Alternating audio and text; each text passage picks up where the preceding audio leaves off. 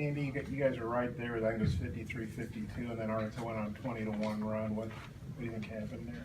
You know, Bob, we weren't very good all night. You know, I thought we started the game off, I think we were 3 for 4, and then we went 1 for our next 15. We really, if you were to script it as an opposing coach, you'd say, hey, let's get Gafford out of the game early, we'll foul trouble. Stay attached to their 2 all-league players in Macon and Barford and make other people beat us. They got great contributions from some of the role guys, and typically that doesn't happen so much on the road.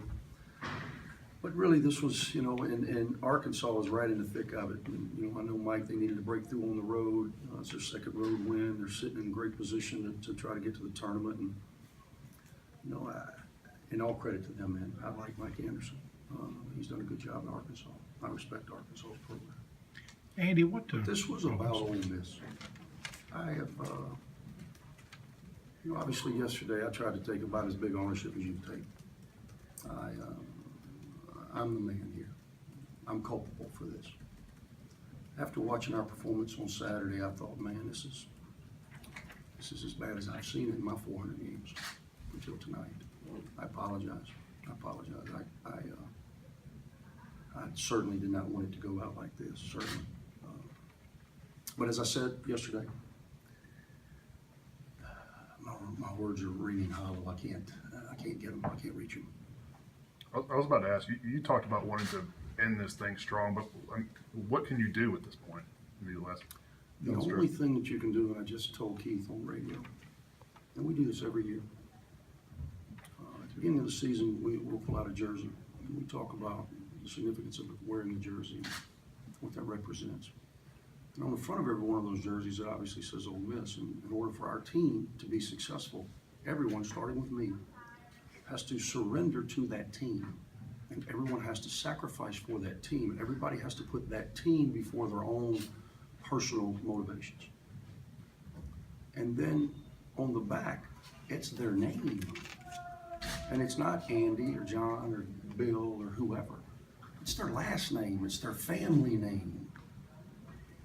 And if you've given up on the coach, every coach selfishly wants his guys to play for him. I have not been able to get that out of this group. But I'm okay with that. This is about something bigger than that. If you say, hey man, you know, my coach is gone and the season's been a disappointment, you know, I don't even want to represent Ole Miss anymore. Maybe you say that. These are 18 to 20-year-old kids.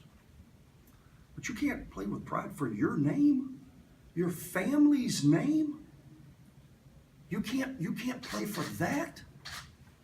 I'm a little bit of a loss, and I'm sad about it. I'm disappointed. I've never been more disappointed in this profession. Never.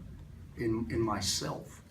I told Ross, if we felt like the product that is Ole Miss would get better, I would walk away right now and never to be heard from again on this campus. If that's what this team needs, and maybe that's what it needs, but this is beneath the standard that is Ole Miss.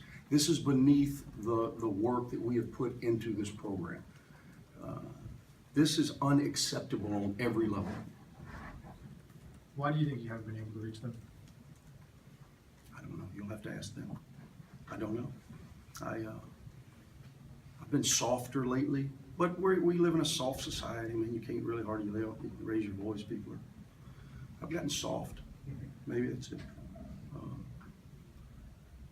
I thought we got a veteran group. We got good kids. You know, that's one thing that, you know, obviously never gets brought up. But we don't have issues. We haven't had issues in 12 years. We haven't had a major scandal here, other than me. Well, poor judgments that I make.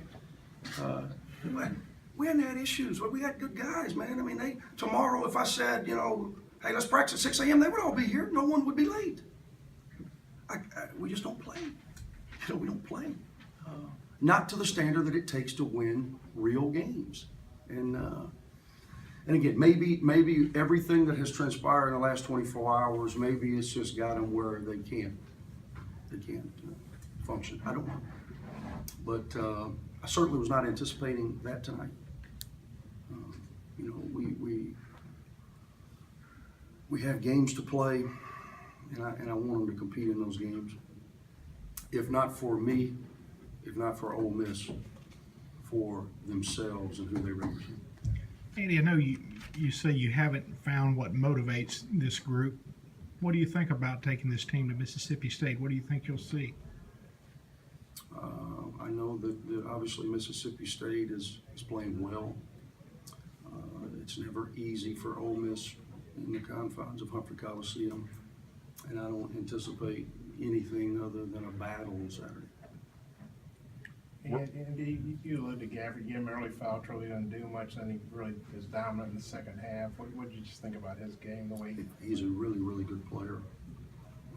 I know everybody across the country is taking notice to that. He's long, he's athletic, but the thing that I appreciate the most about him is his activity level. I refer to him, Bob, as watchers. You've covered me for the whole 12 years here, so you may have heard that. These guys hear it all the time. He is not a watcher. He's engaged in the action. Even with 2 fouls, you know, Mike felt as if, okay, the game was kind of, we had a little momentum. I don't know how, but we had a little momentum. And so Mike put him back in with 2 fouls in the first half. And he's smart enough, even as a freshman, to play aggressively without putting himself in a position to pick up his third, kept balls alive, made his free throws tonight. He's a tremendous player.